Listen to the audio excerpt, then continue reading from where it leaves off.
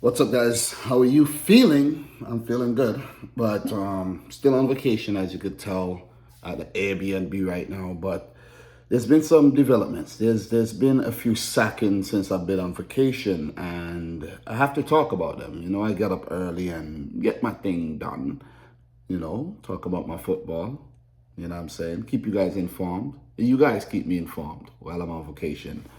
But Norwich have sacked Daniel Farka, and Aston Villa have sacked Dean Smith. So that's 5 managers sacked now this season in the Premier League. Xisco Munoz, Steve Bruce, Nuno Espirito Santo, Daniel Farka, and now Dean Smith.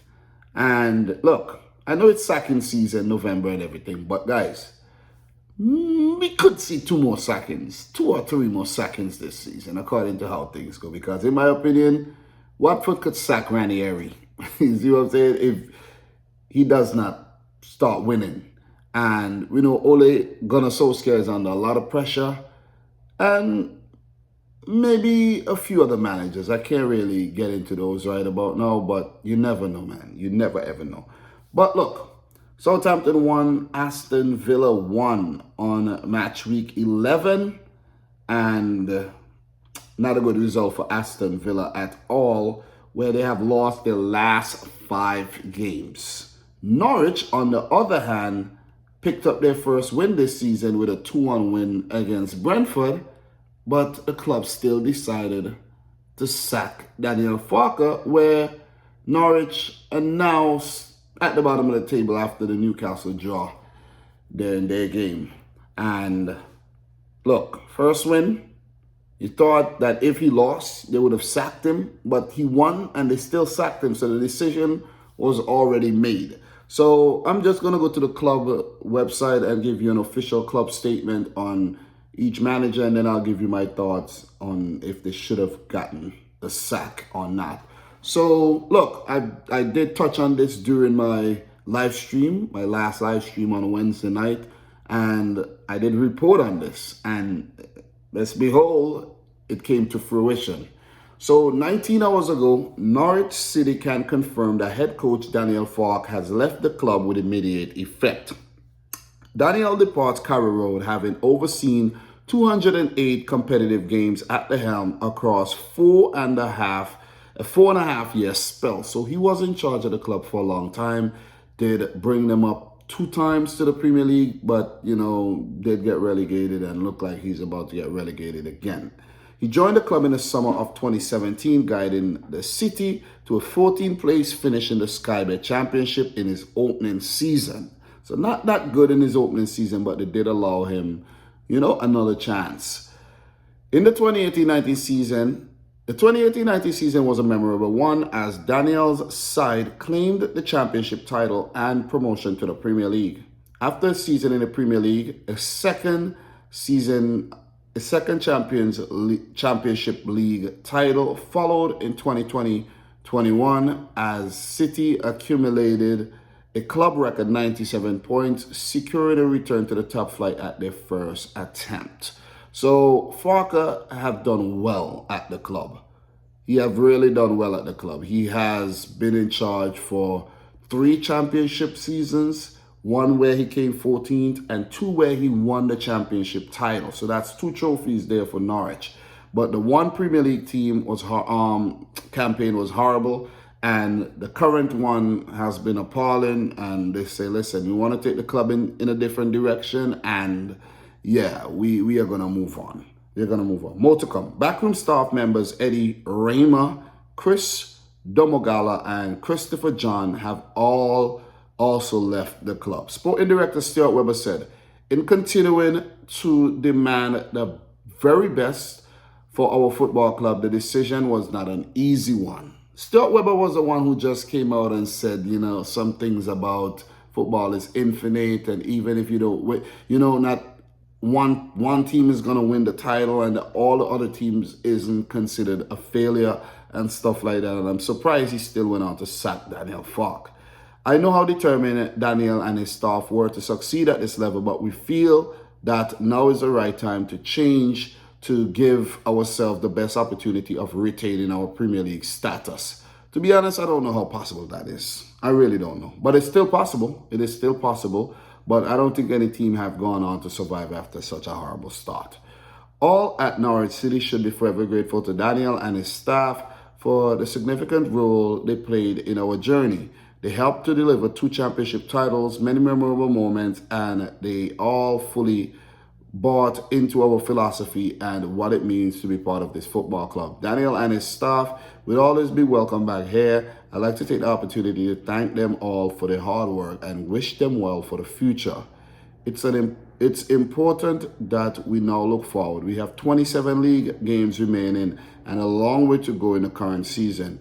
We know we will have the ability to, within our playing squad and staff, to start picking up points and climbing up the table. The club will issue a further update on its first team staff in due course. So who is going to take charge of Norwich City, you may ask? You know what I'm saying?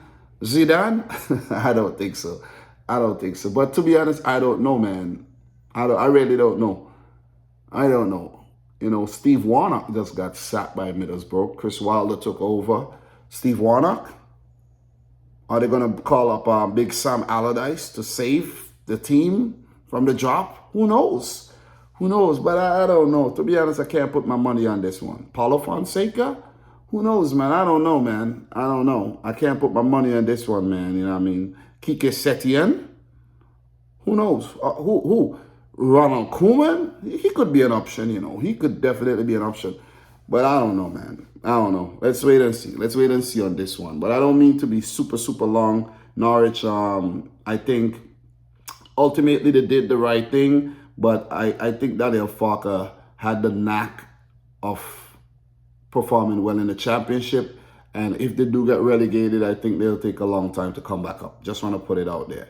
Also, so he deserved the sack. I think he deserved to get the sack. Not well at all. Haven't done well at the start of the season. 1 win, 2 draws, and 8 L's in 11 games. 5 points at the bottom of the table.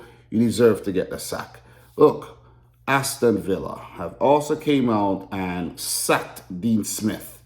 Well, Aston Villa have been struggling for the entirety of 2021. Jack Grealish had his injury. They struggled. And Jack Grealish was sold to my team, Man City, and they've been struggling. Not a bad start to the season, 3 wins and a draw, but the 7 losses is a worry. Before this run of 5 losses in a row, it was a good start. They only had 2 L's, and this has just been horrible, man. This had to stop. This had to stop, and the only way you can stop it is by sacking Dean Smith, who seemingly had no idea what he was doing, because started playing 3 at the back and persisting with it, and then went back to 4, and then it just went, you know, into disarray. So Aston Villa Football Club can confirm the club have parted company with head coach Dean Smith. I think this is also a harsh one, though. A bad one, but a harsh one, because they backed him financially in multiple seasons, and I think maybe he should have gotten 5 more games, in my opinion. 5 more games. And see if he could turn things around. You know what I mean? Pretty harsh, in my opinion. Dean was appointed Aston Villa head coach just over 3 years ago in October 2018 and led the club back to the Premier League via the playoffs in his first season in charge, following a club record 10-match winning sequence towards the end of the campaign. The following season, he kept Villa in the top flight, while he also led the team out of the Carabao Cup final at Wembley, narrowly losing 2-1 to Manchester City. All right, the second half in the other games have started. I'll catch those games, but I have to talk about this. I don't have much time. CEO Christian Purslow said, when Dean joined us in 2018, our team was really struggling in the championship.